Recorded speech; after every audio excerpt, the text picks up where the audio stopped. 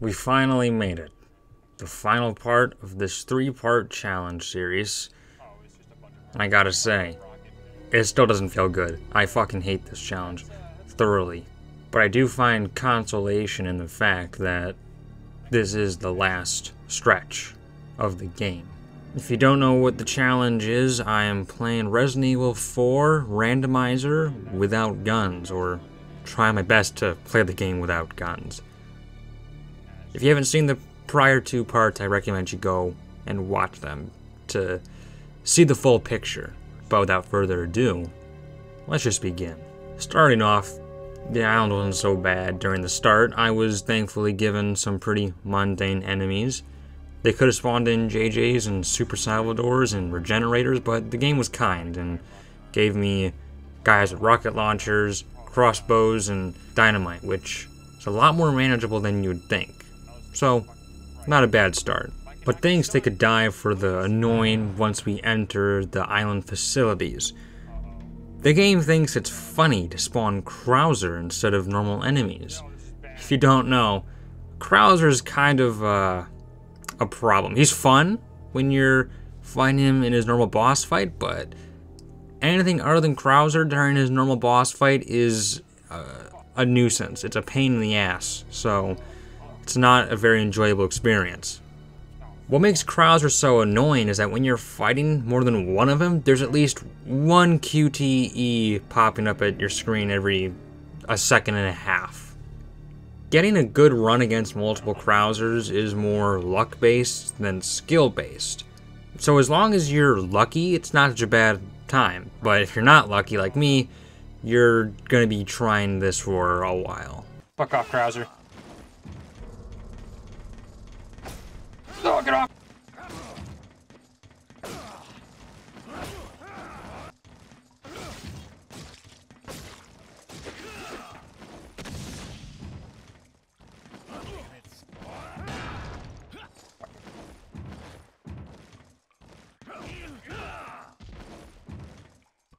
Thank you, Krauser.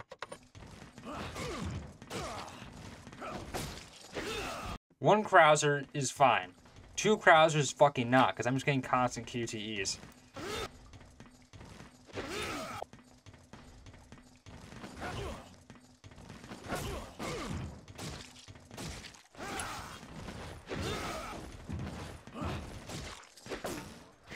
One Krauser.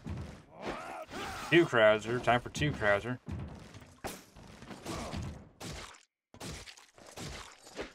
Oh, thank God. The game also immediately follows up these Krausers by spawning in Super Salvadors for, like, the next 2 rooms.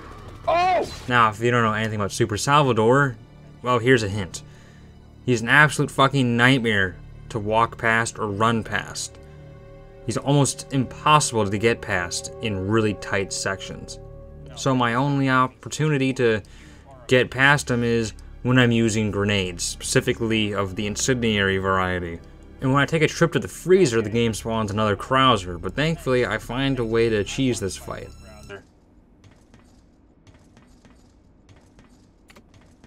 He's stuck. Actually, you know, thank you, game. That was the easiest fucking Krauser fight I've ever had in my life, and I get Regenerator money for it. Thank you. From here on out, the game also picks up a sick fascination of spawning in tripwires in places where it's extremely hard, if not impossible, to dodge past them. But overall, past the Super Salvadors, this chapter is not very exciting. In fact, it's pretty standard. But the start of the next chapter immediately kicks off to a extreme bullshit thing. More. Okay. Fuck.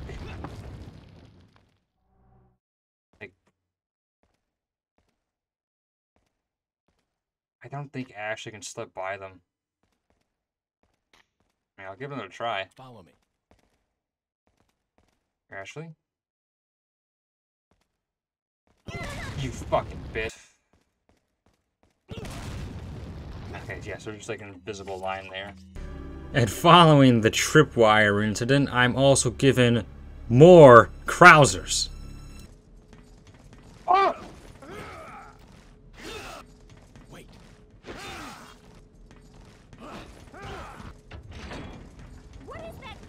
It's, haven't you met them before? Don't you know him? He's the guy that kidnapped you.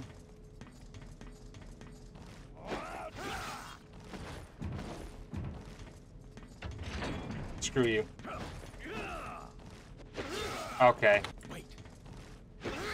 Oh, you can't hurt Ashley, you fucker. Oh, dude, get knifed. Stop doing Krauser things.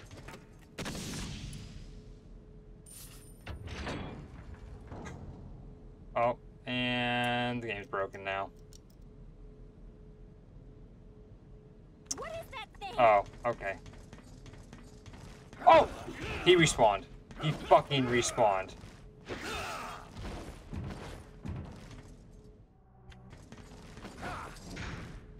Try not to get... I'm gonna keep trying this until I don't get hit by the first Krauser. Fucking... Does it look like I'm in control of that? Oh my god. I didn't get hurt. She did. Ha!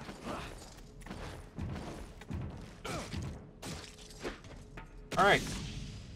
Not so bad. Follow me. You're stuck, loser.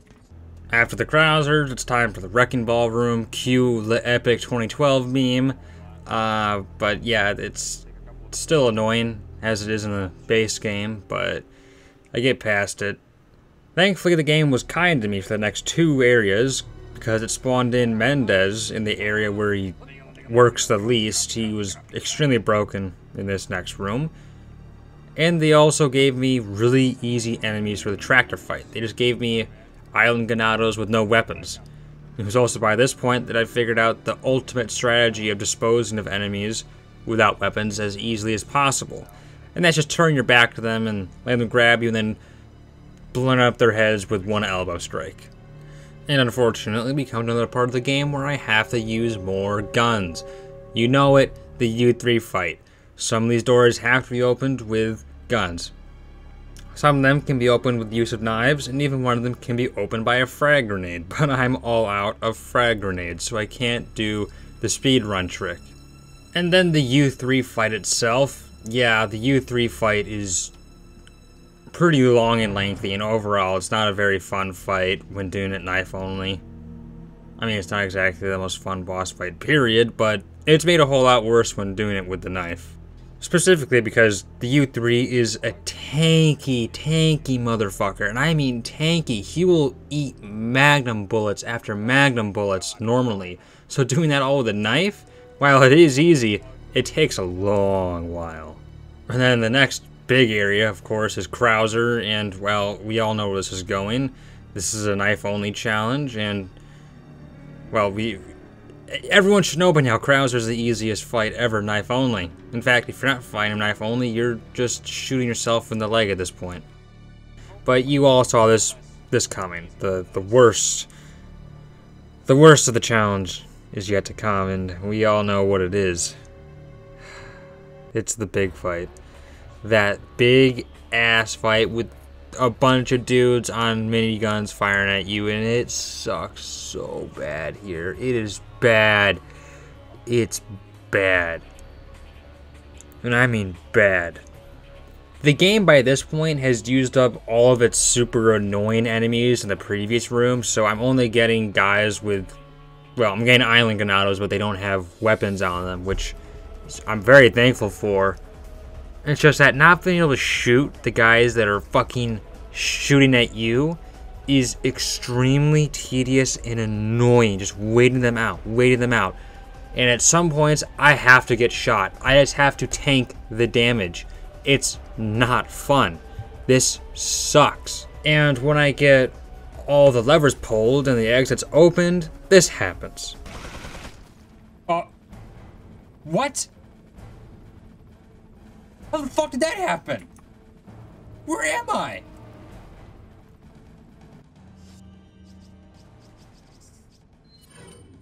Where the fuck am I've No, that's not even to fucking damn it, it's not even to do. Now I have to do the whole fucking I'm done. No, fuck that. No, I'm not done. I'm done. And I'm not. I fucking hate fucking fucking son of a bitch. I'm gonna hit retry. Fuck you. Fuck you. Oh, fuck you. Oh, fuck you. You stupid. Oh, you stupid game. Oh, you dumb game. Oh. And instead of hitting restart area, I hit return to main menu, which means I have to do this entire area for a second time. It sucks, but I do manage to make it through, and I actually do better this time. And then when I go to the door to exit, the game crashes.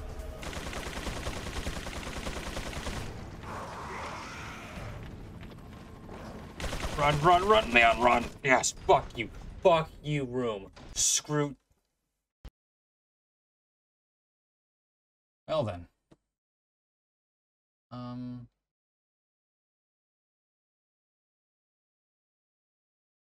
Okay. I'm beginning to get a little demoralized by this point. In fact, I've really lost it at this point. I am sick and tired of this fucking challenge, so I decided this is the third and last time. If it doesn't work, then fuck this challenge.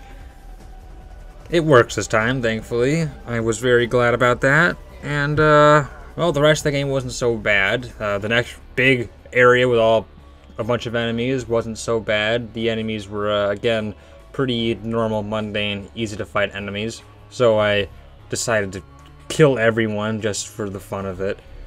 But now the time has come to fight the final boss, Lord Sadler himself. Now, I'm going to be honest, I didn't think this fight was doable without guns. But boy, was I pleasantly surprised. Or unpleasantly and pleasantly surprised. Fighting Sadler without guns is completely doable. In fact, it's not so bad when you know how to do it. You see, it's gonna require a little bit of study and practice, and if there's one thing I don't want to fucking do in playing a game is study and practice. This is a video game, not a test. Well, it is a test. A test of your patience. You see, the strategy goes a little something like this. You try to orientate yourself around Sadler in a way that you can knife his eyeballs without him attacking you. The typical way of doing this is baiting out an attack by going to his left side and sort of kind of walking back and forth a little bit, and then he'll try to do a smack in the air, but you can easily dodge around it and then slash at one of his eyeballs on his legs. Unfortunately, the hitboxes on his eyeballs for knives is incredibly inconsistent, and I mean inconsistent. You could be right on the eye. You could be smacking him right in the eyeball and it will not register.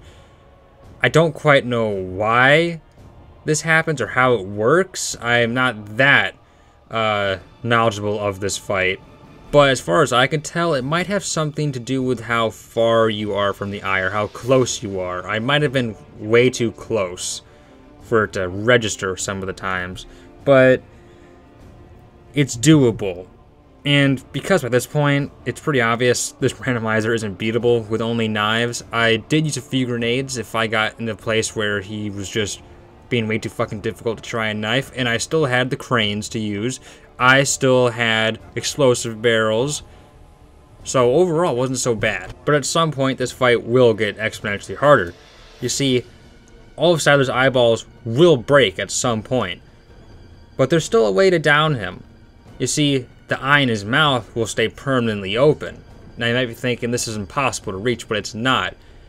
If you stand right in front of him and slash in just the right place, he'll slightly bug out and will be easily hittable as long as you keep him in this loop. You see, he'll stand right in front of you and you stand right in front of him, and his mouth will be sort of right in front of your face. You kind of have to tilt up a little bit to reach, but you just keep slashing at him and you'll down him.